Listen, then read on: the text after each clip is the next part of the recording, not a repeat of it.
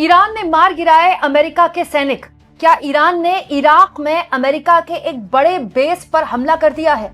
कैसे राष्ट्रपति ट्रंप अब बातचीत की बात कहने लगे हैं? दोस्तों, अमेरिका के राष्ट्रपति खुद कैसे स्वीकार कर रहे हैं कि न केवल 3 कैजुअलिटीज हुई हैं बल्कि आगे अभी और हो सकती हैं। यह युद्ध जो अब 30वें दिन पार कर चुका है, क्या अगले 2-3 हफ्ते और चल सकता है? और अगर ऐसा हुआ दोस्तों, तो पूरी दुनिया की तस्वीर क्या निकल कर आएगी? क्योंकि अभी फिलहाल 11 मुल्क ऐसे हैं जो डायरेक्टली या फिर इनडायरेक्टली, या फिर बयानों से हो या फिर मिलिट्री वाइज हो, इस युद्ध में एक तरह से अपनी भागीदारी दर्ज करा रहे हैं और किसी न किसी पक्ष को सपोर्ट कर रहे हैं। दोस्तों, इसके साथ साथ वीडियो में आगे मैं आपको ये भी बताऊंगी कि कैसे इजराइल में देर रात, जी हाँ, आधी रात तक एम्बुलेंस दौड़ती रही। दोस्तों, सड़कों पर ऐसे एम्बुलेंस की तस्वीरें इजराइल से बहुत ही कम आती हैं, इसीलिए सबसे पहले वीडियो की शुरुआत में इसी से आपके सामने करना चाहती हूँ। जरा इजराइल की इस तस्वीर को देखिए दोस्तों। इजराइल की देर रात की सड़क की मेन रोड की तस्वीर है दोस्तों। इस तरह की कैजुअलिटीज की तस्वीरें वहां मौजूद कुछ पत्रकारों द्वारा भी शेयर की जा रही है। इसके अलावा वहां इजराइल डिफेंस फोर्सेस ने भी कुछ वीडियोस शेयर किए हैं जहां पर काफी तबाही की तस्वीर साफ तौर पर दिखाई दे रही है। लेकिन ये जो फोटो है दोस्तों, ये बहुत डरावनी फोटो है। किसी भी शहर में अगर इस तरह की तस्वीर निकल कर आई तो वो वाकई में बहुत दहला देने वाली है। क्योंकि आप देखिए, जो सड़क पे आप लाल लाल दिखाई दे रहे हैं ना आपको, ये जितनी भी लाल, दोस्तों ये लाल सिर्फ लाइट नहीं है, ये एम्बुलेंस है। मतलब आप देखिए, जेरूसलम की सड़कों पर एम्बुलेंस का समंदर आ चुका है। हर तरफ जहां जहां आपको लाल दिखाई दे रहा है, ये एम्बुलेंस ही एम्बुलेंस है। तो आप इसका अंदाजा लगाइए कि वहां पर क्या हाल घायलों और मरने वालों का होगा, कितनी ज्यादा कैजुअलिटीज होंगी। क्योंकि इजराइल का नंबर्स बाहर नहीं आता दोस्तों, ईरान का आ जाता है, इसीलिए ईरान पर ही चर्चा होती है। इसीलिए ये बहुत इंपॉर्टेंट तस्वीर थी, यहीं से इस वीडियो की मैं शुरुआत आपसे करना चाहती थी। लेकिन एक और तस्वीर है दोस्तों जो इस वक्त पूरी दुनिया को परेशान कर दिया और खास तौर पर अमेरिका को ज्यादा परेशान कर सकती है। क्योंकि दोस्तों, अमेरिका के सेंट्रल कमांड ने ऑफिशियली यह स्वीकार किया है कि दोस्तों 3 अमेरिका के जवानों की शहादत हो चुकी है। इसमें 5 आर सीरियसली वुंडेड, 5 गंभीर रूप से घायल हैं ऑपरेशन एपिक फ्यूरी में। और ये जानकारी मार्च 1 की है दोस्तों। मतलब आप कह सकते हैं देर रात अमेरिका द्वारा ये ऑफिशियली स्वीकार किया गया है कि 3 उसके जवान इस सैन्य हमले में जो ईरान ने उस पर किया है, उस पर मारे गए हैं। इसके अलावा 5 ऐसे हैं जो गंभीर रूप से घायल हैं। दोस्तों, इंपॉर्टेंट ये है कि अमेरिका के राष्ट्रपति ने स्वीकार ये किया है देर रात व्हाइट हाउस में बयान में कि अभी और इस तरह के नंबर्स बढ़ सकते हैं। बकायदा अमेरिका के राष्ट्रपति द्वारा जो शब्द इस्तेमाल किया गया है वो मैं आपको एग्जैक्टली बताती हूँ दोस्तों। अमेरिका के राष्ट्रपति ने बोला है लाइकली बी मोर। मतलब अब इसमें हम क्या ही कर सकते हैं, लेकिन ये जो आंकड़ा है ये भी और बढ़ेगा। And sadly, there will likely be more. Before it ends, that's the way it is. Likely be more, but we'll do everything possible. दोस्तों, यहाँ मैं आपको बता दूं, अमेरिका में अगर एक भी कैजुअलिटी होती है ना, अमेरिका का एक भी सैनिक मारा जाता है, तो वहां पॉलिटिकली वहां की सरकार के लिए बहुत मुश्किल हो जाती है। मतलब बहुत ज्यादा मुश्किल हो जाती है। ऑलरेडी कल मैंने आपको एक खबर दिखाई थी दोस्तों, अमेरिका में जो अपोजिशन है, जो डेमोक्रेट्स हैं, इनफैक्ट राष्ट्रपति ट्रंप के खिलाफ चुनाव में जब कमला हैरिस, पूर्व उपराष्ट्रपति, ने चुनाव भी लड़ा था और बहुत कड़ी टक्कर उनको दी थी, उनकी तरफ से ऑफिशियली बयान भी जारी किया गया था पिछले 24 घंटे में कि ये जो युद्ध में अमेरिका को झोंक दिया ट्रंप ने, ये केवल अपने लिए किया है, इसमें अमेरिका का उनका कोई समर्थन नहीं है। और अमेरिकी कांग्रेस से भी इन्होंने कोई सपोर्ट नहीं लिया, कोई इजाजत नहीं ली, और अपने हिसाब से, अपनी चॉइस के हिसाब से इन्होंने अमेरिका को इस युद्ध में झोंक दिया। तब जबकि राष्ट्रपति ट्रंप इस वादे के साथ आए थे कि ये दुनिया भर में युद्ध रोकेंगे। तो पॉलिटिकली ट्रंप के लिए बहुत बड़ी मुश्किल हो सकती है। क्योंकि जो पॉलिटिकल आरोप है ट्रंप पर अमेरिका में, वो ये है कि एप्स्टीन फाइल में नाम आने के बाद ट्रंप बहुत बैकफुट में थे, इसीलिए उन्होंने एक मोर्चा खोल दिया ताकि एप्स्टीन फाइल के जो चर्चे हैं वो कम होने शुरू हो जाए। लेकिन अब जैसे जैसे कैजुअलिटीज बढ़ेंगी, जो कि खुद ट्रंप स्वीकार कर रहे हैं, वैसे वैसे वो और बुरी तरह से डोमेस्टिकली घिरेंगे। दोस्तों, इन सब पर बात हो ही रही थी, तभी अचानक एक और बड़ा बयान आ गया है।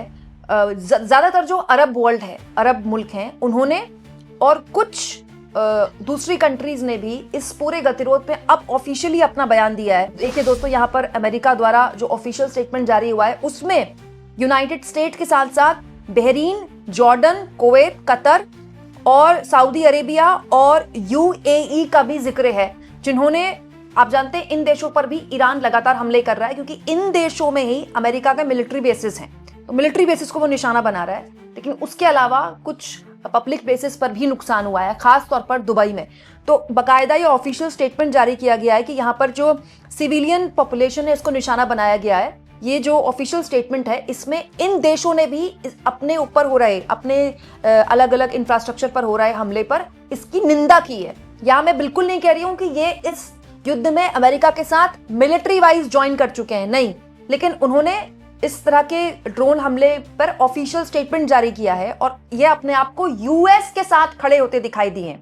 ये इंपॉर्टेंट है, इन देशों ने अपने आप को यूएस के साथ खड़ा होता ज्यादा कंफर्टेबल माना है। और दोस्तों होगा भी, क्योंकि अब आपके देश पर ही मिसाइलें गिरेंगे तो आप ईरान के साथ कैसे खड़े होंगे?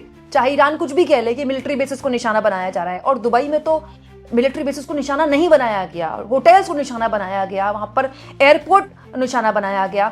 इसके अलावा एक और इंपॉर्टेंट स्टेटमेंट है दोस्तों, ज्वाइंट स्टेटमेंट जारी हुआ है फ्रांस, जर्मनी और यूके की तरफ से ईरान जो इन कंट्रीज पर मिसाइलें दाग रहा है उसको लेकर। यहां फिर मैं क्लियर कर दूं, इन देशों ने भी मिलिट्री वाइज ज्वाइन करने की बात को अभी फिलहाल इसका अस्वीकार किया है। जैसे यूके के प्रधानमंत्री द्वारा ऑफिशियल स्टेटमेंट जारी किया गया है, उन्होंने ईरान के इस तरह के हमले की निंदा की है जो कि वो अलग अलग अरब मुल्कों में कर रहा है। लेकिन दोस्तों यूके के जो प्राइम मिनिस्टर हैं स्टारमर, उनकी तरफ से ऑफिशियल स्टेटमेंट जारी हुआ है जिसमें वो कह रहे हैं कि हमने इराक के लेसन्स से हमने सीखा है। दोस्तों याद कीजिए, इराक में अमेरिका के कहने पर ये तमाम देश जो हैं ये कूद गए, लेकिन end of the day Iraq से कुछ भी नहीं मिला और सद्दाम हुसैन का तख्ता पलट हो गया और इराक में आज तक उस तरह का कोई शासन नहीं अमेरिका सेटल कर पाया या बना पाया जो वो चाहता था। जिस उद्देश्य के साथ इराक पर हमला किया गया वो उद्देश्य अब तक नाकामयाब रहा है, वहां अनरेस्ट पैदा हो गया दोस्तों, जिसकी वजह से दुनिया को काफी नुकसान हुआ है। तो यहाँ पर जो यूके के प्रधानमंत्री हैं वो एक इंपॉर्टेंट बात बोल रहे हैं कि मैं क्लियर कर दूं, उन्होंने भले ही ईरान के अलग अलग देशों पर हमले की निंदा की, लेकिन उन्होंने ये नहीं कहा कि यूके इसमें ज्वाइन करेगा। सुनिए। And we will also bring experts from Ukraine together with our own experts to help Gulf partners shoot down Iranian drones attacking them. I want to be very clear. We all remember the mistakes of Iraq, and we have learned those lessons. We were not involved in the initial strikes on Iran, and we will not join offensive action now. But Iran is pursuing. तो आप कह सकते हैं दोस्तों, on paper 6 अरब मुल्क plus 3 UK, Germany और France जैसे मुल्क प्लस इजराइल और अमेरिका, तो ये टोटल हो जाते हैं 11 देश जो कि या तो मिलिट्री वाइज ईरान पर हमले कर रहे हैं या फिर केवल बयान दे रहे हैं। या मैं आपको पहले ही क्लियर कर चुकी हूं कि केवल अभी ऑफिशियली ईरान पर जो मिसाइलें दागी जा रही है, ईरान पर जो हमले हो रहे हैं वो इजराइल और यूएस ही कर रहा है, ऑफिशियली यही है। तो बयानों में निंदा हो रही है, लेकिन ना तो जर्मनी, ना ही फ्रांस और ना ही यूके ने अभी ऑफिशियली मिलिट्री वाइज इजराइल या यूएस को सपोर्ट किया है। लेकिन क्या आगे भी स्थिति ऐसी ही रहेगी? ये अपने आप में गंभीरता से देखने वाली बात होगी दोस्तों, क्योंकि जिस तरह की कैजुअलिटीज अब देखने को मिल रही हैं, इससे बात समझ में आ रही है कि अगर ये युद्ध 2 से 3 हफ्ते और खिंच गया तो पूरी दुनिया के लिए हालत खराब हो सकती है। तेल के दाम 20 से 25% के ऊपर भी जा सकते हैं और ये भारत के लिए बहुत बुरी खबर है दोस्तों, क्योंकि हम दुनिया के दूसरे सबसे बड़े क्रूड ऑयल खरीदने वाले देश हैं। तो जाहिर तौर पर अभी जो स्थितियां हैं उसके हिसाब से ये तो समझ में आ रहा है कि कैजुअलिटीज दोनों तरफ से बराबर हुई हैं दोस्तों। जैसे इजराइल के डिफेंस फोर्सेस द्वारा ये ऐलान किया गया है कि केवल उसी को नुकसान नहीं हो रहा है, वो भी बहुत तगड़ा नुकसान पहुंचा चुका है ईरान को। जैसे supreme leader of Iran Ali Khamenei का यहाँ पर जिक्र है कि इजराइल ये दावा कर रहा है कि इनको उन्होंने मार दिया। ये इजराइल का दावा है, मैं आपको बता दूं, दावे दोनों तरफ से पूरे हो रहे हैं, अभी इसका पूरी तरह से पुष्टि नहीं हुई है। खामेनेई साहब की तो पुष्टि हो गई है, लेकिन इसके अलावा भी कई दावे इजराइल ने किए हैं, जैसे ईरान के चीफ ऑफ स्टाफ, इसके अलावा past Iranian chief of staff, commander in chief of Islamic revolutionary guard. दोस्तों इसके अलावा आप देखिए लगातार बहुत से यहाँ पर तस्वीरें भी आपको दिखाई देंगी, बहुत से नाम भी आपको दिखाई देंगे। ये दावा इजराइल का है कि उसने बकायदा 15 ईरान के टॉप लीडर्स को या ईरान को सपोर्ट करने वाले लोगों को मार दिया है।